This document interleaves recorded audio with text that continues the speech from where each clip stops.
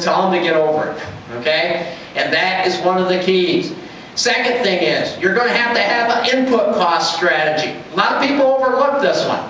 How many of us got caught in the trap on fertilizer about a year and a half ago when we weren't going to have any, and the prices were escalating only to find it crashed? One of the things that we're finding is a diversified strategy is going to be very imperative. And folks, with 65% of your fertilizer in the world and 80% of your oil in the world produced in military and politically sensitive areas of the world, you're going to have a strategy. And you know what another strategy is going to be? How you are going to reduce your dependence on some of those critical elements. That is going to be critical. Then you know what the third thing is, folks? I'm going to just talk turkey with you. One of the things is all of us in this room are getting suckered in onto cheap interest rates, or low interest rates. Not cheap interest rates, low interest rates. Folks, it's not going to last forever. And one of the things that I think is very, very critical, interest rates impact you differently in this room. For some of you, you got your farms paid for. No problem. For others, you're carrying some leverage, financial leverage. One of the things that you need to do is basically go back and say, how much would an increase in interest rates impact my bottom line? By the way, in the business plan, in that briefcase right over there, it's interesting. I asked Heidi to actually take a 2% increase in interest rates, long-term interest rates, see how it would impact our profitability.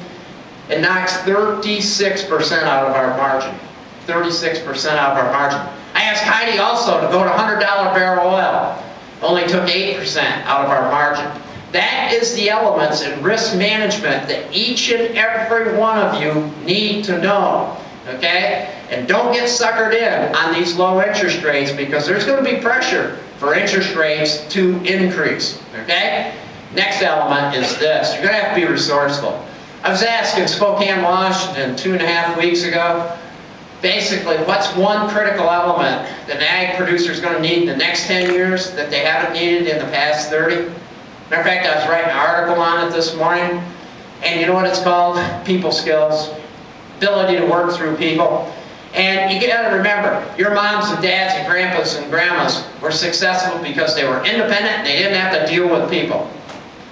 In the future, you're going to be interdependent and you're going to have to deal with people. A lot of you say, I'm a grain farmer, don't hire anybody, but you work with a lender, you work with the public, you work with your suppliers, you work with, you know, the various teams out there. And when it comes to people, I'm going to be not politically correct, okay? And just tell it like it is. I got the 40-20-40 rule on people. 40% of people you don't want around you. They feel like they're entitled and the world owes them a living. You bring them, and by the way, sometimes they can be your family members. Okay? And one of the things is, you bring them on board, they're going to drag you down financially, but you know what else they're going to do? They are going to drag you down psychologically and mentally. And one of the things is, this is a type of environment you can be put out of business very, very quickly. There's 20% that are marginal. They're going to require a lot of coaching. And one of the things about these individuals, you coach them, bring them around, mentor them, they're going to be okay. But by the way, something I learned from Coach Tom Osborne, former congressman, athletic director at Nebraska, football coach. He talks about mentors, and this is one of the big issues impacting agriculture. Not only does the older generation mentor the younger generation, but the younger generation, the mentees, what? They give back to the older generation. And this is going to be one of the things that's going to start happening. So when we start talking about GPS, when we start talking about different ways, this younger generation's got a lot to bring to the table. And it's going to be a struggle for that older generation to accept it. But the ones that are doing it and kind of compromise and mesh are going to be out ahead. You know what, the other 40% that you want them. You know why? They're going to know this stuff called technology, but they're old-fashioned street smart. And what am I trying to say? They got old-timey skills. They show up to work on time, follow directions, and get along with people. Hey folks, I had some straight A veterinary pre-vet students at Vatech and also at Cornell. You know what one of their big problems was? They were straight A, but they couldn't get along with people. Okay? What I am trying to tell you is a team approach is going to be very, very important. You know what the final thing is? You're going to have to be real selective. A lot of opportunities going to come at you. But then you have to say, is that opportunity consistent with our finances, our management abilities, our machinery, equipment, all the various things? And if it's not, then that's where you can go out of business. So let me summarize those again. Cash, cash, cash, cash, cash. Build working capital on your financial statements. Number 3, three-pronged risk management program. Number 4, get the right people around you. Fire the other ones. And then number 5, be very, very selective. I'm being hard-hitting, but that's what it's going to take out there. Now, let's kind of look at some of the various views from the road and some of the things that I'm seeing as we go 2020. One of the things that I would have to tell you is we have a parallel universe going on, not only in the ag economy and the general economy. It's interesting. I go to Iowa last week. What recession? I spoke to 550 kids at the University of Iowa and adults and small business. They were saying, what recession? Yeah, I go to Southern California this week. Economically, she's about ready to drop off into the ocean. That's your 7th largest economy in the world, by the way, that's out there. And so you have these parallel universes. Let me talk a little bit about the parallel universe. As we put the first decade in the books of this century, and for all you purists, it's not going to end until December 31st, but I'm czar for the calendar and I'm just ending it, okay? When we put it in the books, think about this. I used to have an old rule called the 2 and 10 year rule. 2 out of every 10 years, the markets line up, the weather lines up, you make tons of money. The other 8 years, we struggled or depended on farm program payments. I'm being blunt. Now, you know what happened in the first decade? It flip-flopped. Now livestock suffering, and now what? Grains are doing very, very well.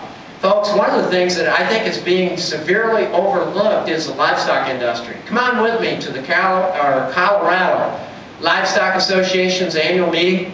I was a keynote speaker there, and at luncheon, you know what I observed? And this is where sheep, dairy, hog, beef all get together because they've got something in common. I watched the corn growers actually present a check to the livestock growers, and they said, if you don't stay in business, we don't stay in business. I'm in Spencer, Iowa, week before last, in the middle of a snowstorm. 3-hour drive took 6 hours. Snowbanks, both sides. I heard the commercial 5 times, maybe 4, but I exaggerate it as I get older, okay? I heard the soybean growers of Minnesota present a $70,000 check to the livestock growers of Ohio. Again, you don't stay in business, we don't stay in business. And folks, that is a subtle thing that's kind of creeping up on us. Now, you know another thing that's kind of interesting? Farm real estate has been fairly strong. And you know one of the things is sometimes when we have strong real estate, it makes us complacent. Think about all the homes that second mortgage, third mortgage, used the home as an ATM for a number of years because they thought the home values were going to go up. Same way with real estate and land. It makes you a complacent manager.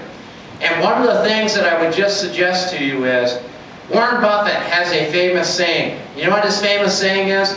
He says, when the tide goes out, you find out who's naked. And I want you to think about that just for a second. The tide has definitely been in as far as farm real estate. I'll just give you an example. Come on now. You guys would say, I'm over your head. Come on with me. Let's go to California. 6 years ago, while milk prices were high, I tried to get a bunch of California dairymen to, think about and actually do a risk management program. Oh, polite audience. They all paid attention to me, thanked me, kicked me out the door. But they didn't do anything. You know why they didn't do anything? Because even when the down cycle came, they could sell off 10 acres at $150,000 an acre. It covers up a lot of mistakes, doesn't it? Go back this weekend, same dairyman in there. Of course, milk prices are down. They're getting really hit. But guess what? Farm real estate in California, farm real estate has declined anywhere from 8 to 20%.